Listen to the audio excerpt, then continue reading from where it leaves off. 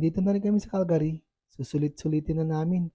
Nandito na rin kami sa may Seafood City. Matagal na rin kami dinagabi dito. Sisundan pala namin tong red na Fortuner. Ay, hindi pala. Red na Forerunner. Pupunta nga rin pala siya dito sa may Seafood City. Medyo natagalan rin kami ng punta dito since nung may nangyari sa amin dito sa Calgary. Medyo natakot na rin kasi si Mrs. na bumiyahe ng malayo nun. Kaya sabi ko naman, ayos lang. Ang importante, safe tayong lahat.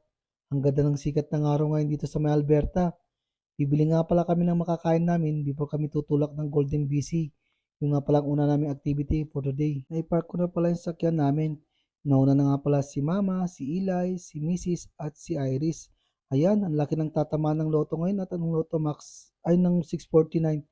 Naku, makataya nga. Ay, pumasok ako sa may maling pintuan. Exit yung pinasukan ko. Hinahanap ko yung mga kasama ko. Ayun, nandun nga pala sila. Naghihintay sa akin. May tinapay pala dito sa bungad, oh. Mga prutas. Ayun yung mga gulay nila. Tutur ko kayo mamaya dyan. Kakain muna tayo. Tara. Wala ang unang makikita sa bungad ng Seafood City dito sa may Calgary. Before ka papasok, makikita mo yung naghihiyaw dyan ng tao, yung empleyado nila. At dito naman yung mga naihaw na, di ba? May ibang klase yan. May mga pork, may mga chicken, may mga isda, ay yung mga iba-ibang klaseng ulam, parang karinderya lang, di ba? Ayan, may palabok, may pansit, ayan, mga dessert. Ito na yung mga drinks. Meron nga lang pala silang grilled balut. Naku po, putok-batok lahat to. Ayan ang mga ninihaw na isda, iba-ibang klaseng isda, pampano, tilapia, bangus. Meron pa silang grilled chicken, no? At ng yempo. Naku po. Gagawin naman tayo dito sa may crispy fried section nila. Naku po, ang dami naman nitong iba't ibang klaseng fried nila. Putok-batok lahat to. Mabuti na lang, hindi tayo high blood. Kaya makakakain tayo ngayon. Ito yung iba't ibang klase nila. Oh. Meron pa silang fried chicken at meron pa silang tortang talong at merong iba't ibang klaseng ulam rin. Naku po, parang sa Pilipinas na. At meron pa silang merienda. Meron silang banana Q, may pansit, may palabok. Ay, naku, nandito na lahat ng gusto mong kakainin. At itong bibili namin yung crispy muri. Yan ang favorite ni Mrs. na kakainin. Request nga pala si Mrs. Bibili daw ako ng halo-halo. Naku po, patay tayo. Wala nang diet-diet to. Kainan na to. Meron pala siyang ice cream on top, ube, saka meron siyang turon.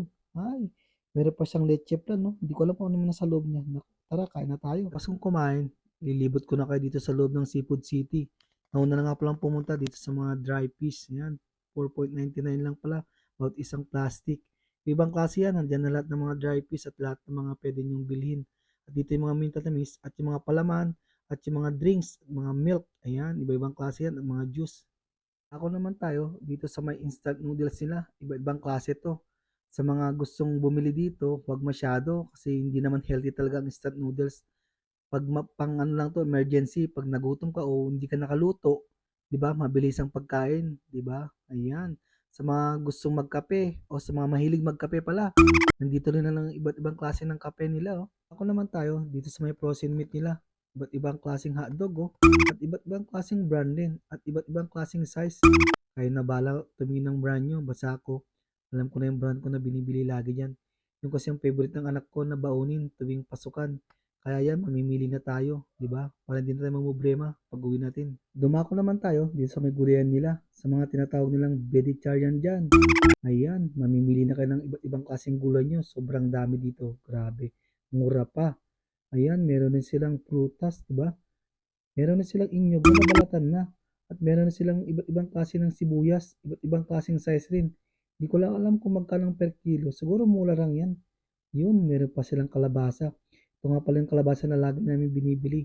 At kamote pa, oh, sweet kamote. Masarap ilagay sa pakbet. Buti na lang, napadaan tayo dito sa may meat section nila. Ang daming meat. Meron pa mga kamarint na karne, oh. Grabe. Meron pang dila ng baboy.